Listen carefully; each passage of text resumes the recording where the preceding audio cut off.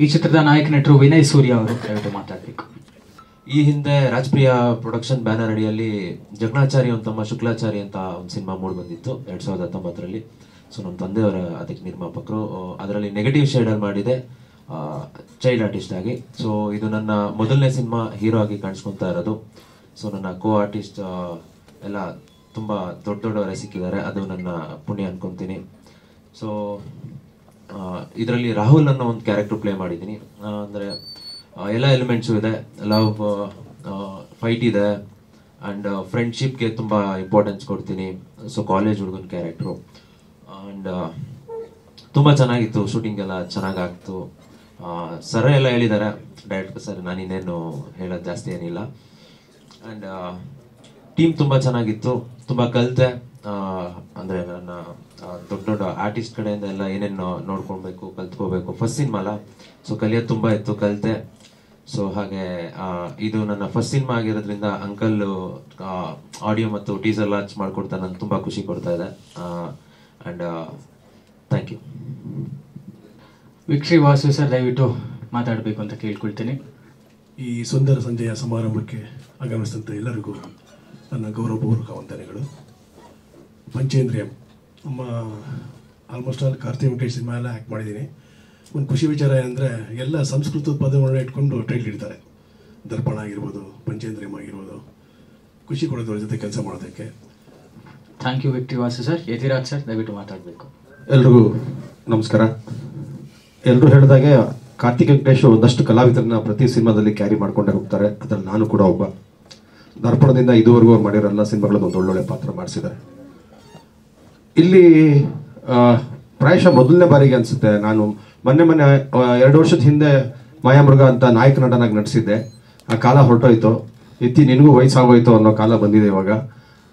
ಈ ಸಿನಿಮಾದಲ್ಲಿ ಒಬ್ಬ ಹೀರೋಯಿನ್ನ ತಂದೆಯಾಗಿ ನಾನು ಕಾಣಿಸ್ಕೊಂಡಿದ್ದೀನಿ. ಕಾರ್ತಿಕ್ ಅವ್ರು ಹೇಳಿದಾಗೆ ನನಗೆ 2 ಸಮಸ್ಯೆ ಇರುತ್ತೆ, ಒಂದು ಆಸ್ತಮಾ ಕಾಯಿಲೆ ಮತ್ತೊಂದು ತೊದಲ್ಕೊಂಡು ಮಾತಾಡೋದು. ಅವೆರಡನ್ನೂ ಕೂಡ ಸಿನಿಮಾದಲ್ಲಿ ನಾನು ಮಾಡಿದ್ದು ಇದೇ ಮೊದಲ ಬಾರಿಗೆ. ಸ್ವಲ್ಪ ಹೊಸ ರೀತಿಯಾಗಿ ಆಗಿತ್ತು. ಇನ್ನೇನು ಪಾತ್ರದ ಬಗ್ಗೆ ನಾನು ಅಷ್ಟಾಗಿ ಹೇಳುವಾಗಿಲ್ಲ ಕಥೆಯ ಹಿನ್ನೆಲೆಯಲ್ಲಿ. ಕಾರ್ತಿಕ್ ವೆಂಕಟೇಶು ಅದೇ ವಾಸು ಹೇಳಿದಂಗೆ ಭಾಳ ಅಚ್ಚುಕಟ್ಟಾಗಿ ಕ್ಲೀನಾಗಿ ಪ್ಲಾನ್ ಮಾಡಿಕೊಂಡು ಶೂಟ್ ಮುಗಿಸ್ಕೋತಾರೆ. ಈಗ ಆಲ್ರೆಡಿ ಅವ್ರ ಕೈಯಲ್ಲಿ ಮಾನ್ಸ್ಟಾರು ಮತ್ತು ಇನ್ನೊಂದೆರಡು ಸಿನಿಮಾಗಳು ಕೈಲಿದೆ, ಆಲ್ರೆಡಿ ಯಾವಾಗಲೂ ಬ್ಯುಸಿ ಇರ್ತಾರೆ, ನಮ್ಮನ್ನು ಬ್ಯುಸಿಯಾಗಿರ್ತಾರೆ. ಅದಕ್ಕೋಸ್ಕರ ಕಾರ್ತಿಕ್ ಅವ್ರಿಗೆ ಥ್ಯಾಂಕ್ಸ್ ಹೇಳ್ತೀನಿ. ಹಾಗೆ ಸೋಮಶೇಖರ್ ಅವರು ಕೂಡ ನನ್ನ ಗೆಳೆಯರೆ, ಒಂದು ಸಂಕುತ್ಕಟ್ಟೆಯಲ್ಲಿ ಅವರು ಸ್ಟುಡಿಯೋ ಕೂಡ ಇಟ್ಕೊಂಡಿದ್ದಾರೆ ಪುಟ್ಟದಾಗಿ. ಅವರು ಕೂಡ ಅದು 2ನೇ ಪ್ರಯತ್ನ, ಅವ್ರಿಗೂ ಒಳ್ಳೇದಾಗಲಿ ಅಂತ ಹೇಳ್ತಾ, ನಾಗೇಂದ್ರ ಪ್ರಸಾದ್ ಬಂದಿದ್ದಾರೆ, ಅವ್ರಿಗೆ ಥ್ಯಾಂಕ್ಸ್ ಹೇಳ್ತಾ ನನ್ನ ಮಾತು ಮುಗಿಸ್ತೀನಿ. ಹಿರಿಯ ನಟರು ಹಲವಾರು ವರ್ಷಗಳಿಂದ ಚಂದನವನದಲ್ಲಿ ತಮ್ಮ ಕಲಾ ಸೇವೆಯನ್ನು ಮಾಡ್ಕೊಂಡು ಬಂದದ್ದು 333 ಚಿತ್ರಗಳನ್ನ ಇದುವರೆಗೂ ಯಶಸ್ವಿಯಾಗಿ ಮುಗಿಸ್ಯಾರ. ಜೋರಾಗಿ ಚಪ್ಪಾಳೆ ಬರಬೇಕು ನಮ್ಮ ಗಣೇಶ್ ರಾವ್ ಸರ್ ಅವರಿಗೆ. ನಾವು ಚಿಕ್ಕ ವಯಸ್ಸಿಂದ ಅಂತ ಹೇಳ್ಬೋದು, ನಿಮ್ಗೆ ವಯಸ್ಸಾಯ್ತು ಅಂತ ಹೇಳ್ತಾ ಇಲ್ಲ ಸರ್, ಖಂಡಿತವಾಗ್ಲೂ. ಬಟ್ ಆಗ್ಲಿಂದ ಇವ್ರನ್ನ ಸೀರಿಯಲ್ಗಳಲ್ಲಿ, ಸಿನಿಮಾಗಳಲ್ಲಿ ನೋಡ್ಕೊಳ್ತಾನೆ ಬಂದಿದ್ವಿ. ಖುಷಿ ಆಗುತ್ತೆ ಅಂಥವ್ರನ್ನ ನಾವು ಇಲ್ಲಿ ಕಾಣುವಂಥದ್ದು. ಸರ್ ದಯವಿಟ್ಟು ನಿಮ್ಮ ಮಾತುಗಳು. ಕಾರ್ತಿಕ್ ವೆಂಕಟೇಶ್ ಅವರ ಚಿತ್ರದಲ್ಲಿ ನಾವೆಲ್ಲರೂ ಆಸ್ಥಾನ ಕಲಾವಿದರು. ಎಲ್ಲ ಸಿನಿಮಾಗಳಲ್ಲೂ ನಮ್ಮನ್ನು ಬಳಸ್ಕೋದರದೊಂದು ಸಂತೋಷ. ಈಗ ಬಹುತೇಕ ನಿರ್ದೇಶಕರು ಹೀರೋ ಕರ್ನಾಟಕದವರು, ಹೀರೋಯಿನ್ನು ತಮಿಳುನಾಡವರು, ಪೋಷಕ ಪಾತ್ರಗಳು ಬೇರೆ ಬೇರೆ ರಾಜ್ಯಗಳನ್ನ ಕರ್ಕೊಂಬಂದು ಇಲ್ಲಿ ನಮ್ಮ ಕನ್ನಡ ಕಲಾವಿದರು ಬದುಕೋದೇ ಕಷ್ಟ. ಆ ಪರಿಸ್ಥಿತಿ ಇರುವಾಗ ಕಾರ್ತಿಕ್ ಅಂತವರು ಅಪ್ಪಟ ಕನ್ನಡದ ಕಲಾವಿದರನ್ನ ಬಳಸ್ಕೊಂಡು ಕನ್ನಡ ಕಲಾವಿದರಿಗೆ ಕೆಲವು ದಿನಗಳ ಊಟದ ವ್ಯವಸ್ಥೆ ಮಾಡ್ತಾರೆ. ನಿಜವಲ್ಲೂ ನಿಮಗೆ ಆಭಾರಿಯಾಗಿರ್ತೀವಿ ಸರ್, ತುಂಬ ಸಂತೋಷ. ಈಗೆಲ್ಲ ಹೊಸದಾಗಿ ಪ್ಯಾನ್ ಇಂಡಿಯಾ ಸಿನಿಮಾ ಬಂದಿದೆ. ಅದರಲ್ಲಿ ನಾನು ಹೇಳಿದಾಗೆ ಹೀರೋ ಒಂದು ರಾಜ್ಯದವರು, ಹೀರೋಯಿನ್ ಇನ್ನೊಂದು ರಾಜ್ಯದವರು. ಪೋಷಕ ಕಲಾವಿದರಿಗೆ ಕೆಲಸನೇ ಇರಲ್ಲ. ಅಂದರೆ ಕನ್ನಡ ಪೋಷಕ ಕಲಾವಿದರಿಗೆ ಬೇರೆ ಪೋಷಕ ಕಲಾವಿದರಿಗೆ ಕೆಲಸ ಕೊಡ್ತಾರೆ. ಅಲ್ಲಿ ಆ ಪೋಷಕ ಕಲಾವಿದರಿಗೆ ಬೇಕಾದರೆ ಫ್ಲೈಟಲ್ಲಿ ಕರೆಸ್ತಾರೆ, ಸ್ಟಾರ್ ಹೋಟ್ಲಲ್ಲಿ ವ್ಯವಸ್ಥೆ ಮಾಡ್ತಾರೆ. ನಮ್ಮಿಲ್ಲಿನ ಪೋಷಕ ಕಲಾವಿದರಿಗೆ ಕೊಡೋ ಪೇಮೆಂಟ್ ಕೊಟ್ಟರೆ ಸಾಕು ನಮಗೆ. ಅಂತಹ ಪರಿಸ್ಥಿತಿನಲ್ಲಿ ನಮ್ಮ ಕಾರ್ತಿಕ್ ವೆಂಕಟೇಶ್ ಅಂತ ನಿರ್ದೇಶಕರು ನಮ್ಮ ಪೋಷಕ ಕಲಾವಿದರನ್ನ ಬಳಸ್ಕೊಂಡು ಅವ್ರ ಜೀವನಕ್ಕೆ ವ್ಯವಸ್ಥೆ ಮಾಡ್ತಾ ಇದ್ದಾರೆ. ಅವರಿಗೆ ನಿಜವಾಗಿ ಇನ್ನೂ ಮತ್ತೊಮ್ಮೆ ನಿಮಗೆ ಧನ್ಯವಾದ ತಿಳಿಸ್ತೀನಿ ಸರ್. ಈ ಸಿನಿಮಾದಲ್ಲಿ ನಂದೊಬ್ಬ ಆಗರ್ಭ ಶ್ರೀಮಂತನ ಪಾತ್ರ, ಅಂದರೆ ಹೀರೋ ವಿನಯ್ ಅವರ ತಂದೆಯ ಪಾತ್ರ. ಆಗರ್ಭ ಶ್ರೀಮಂತ ಕೆಲವು ಕಾರಣಾಂತರಗಳನ್ನ ತೀರ್ಕೊಂಡಾಗ ಅದನ್ನು ಯಾವ ರೀತಿ ಒಬ್ಬ ಆತ್ಮೀಯ ಸ್ನೇಹಿತ, ಬೇರೆ ಯಾರೋಲ್ಲ, ಯತಿರಾಜ್ ಅವರು ಅದನ್ನು ನಿರ್ವಹಿಸಿದ್ದಾರೆ. ಅದು ಯಾವ ರೀತಿ ನಿರ್ವಹಿಸ್ತಾರೆ, ಅದಕ್ಕೋಸ್ಕರ ಏನೇನು ಕಷ್ಟಗಳನ್ನ ಪಡ್ತಾರೆ ಅನ್ನೋದನ್ನು ಸಿನಿಮಾದಲ್ಲಿ ತಾವು ನೋಡ್ಬೋದು. ಇದು ನಾನು ಇದುವರೆಗೂ ಮಾಡಿರ್ತಕ್ಕಂಥ ಪಾತ್ರಗಳೇ ಒಂಥರ ವಿಭಿನ್ನವಾದ ಪಾತ್ರ ಅಂತ ಹೇಳ್ಕೊಳ್ಳೋದಕ್ಕೆ ಇಷ್ಟಪಡ್ತೀನಿ. ಈ ತಂಡ ಇವಾಗ ಏಪ್ರಿಲಲ್ಲಿ ರಿಲೀಸ್ ಮಾಡ್ತಾ ಇದೆ ಸಿನಿಮಾನ. ಶುಭವಾಗಲಿ ಸರ್. ಪಂಚೇಂದ್ರಿಯಂ ಎಲ್ಲ ಇಂದ್ರಿಯಗಳಿಂದನೂ ಶುಭವಾಗಲಿ ಅಂತ ಹಾರೈಸ್ತಾ ಮತ್ತೊಮ್ಮೆ ಪಂಚೇಂದ್ರಿಯಂ ಶುಭೋದಯ ಅಂತ ಹಾರೈಸ್ತೀನಿ. ಧನ್ಯವಾದಗಳು. ಅಫ್ಜಲ್ ಸರ್, ಈ ಚಿತ್ರದ ಕಾರ್ಯಕಾರಿ ನಿರ್ಮಾಪಕರು ಹಾಗೂ ಒಂದೊಳ್ಳೆ ಪಾತ್ರದಲ್ಲಿ ಅಭಿನಯಿಸಿದ್ದಾರೆ ನಮ್ಮ ಅಫ್ಜಲ್ ಅವರು, ದಯವಿಟ್ಟು ಅವರಿಗೆ ಮಾತಾಡಬೇಕು ಅಂತ ಕೇಳ್ಕೊಳ್ತೇನೆ. ಇದು ಪಂಚೇಂದ್ರಿಯಂ ಸೋಮಶೇಖರ್ ಸರ್ ಹಾಗೂ ನನ್ನ ನಡುವಿನ ಸ್ನೇಹದ ಒಂದು ನಂಬಿಕೆಯ ಒಂದು ಚಿತ್ರ ಅಂತ ಹೇಳ್ತೀನಿ. ಅವರು ಹೀಗೆ ಅವರು ಜಕಣಾಚಾರಿ ಅವ್ರ ಫಸ್ಟ್ ಫಿಲಮಿಂದನೂ ನನಗೆ ಅವ್ರ ಪರಿಚಯ.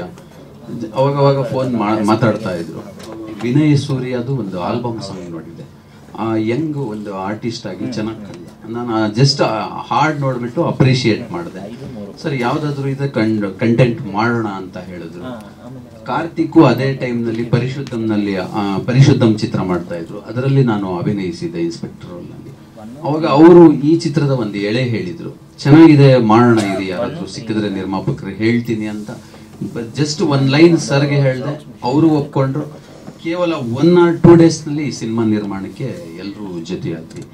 ಸೊ ವಿನಯ್ ಸೂರ್ಯ ಒಂದು ರೋಲು ಅಂತ ಫಿಕ್ಸ್ ಆಯಿತು. ನನಗೂ ಒಂದು ಅಂದರೆ ನಾನು ಸಣ್ಣ ಪುಟ್ಟ ರೋಲ್ನಲ್ಲಿ ಅಭಿನಯಿಸ್ತಾ ಇದ್ರು.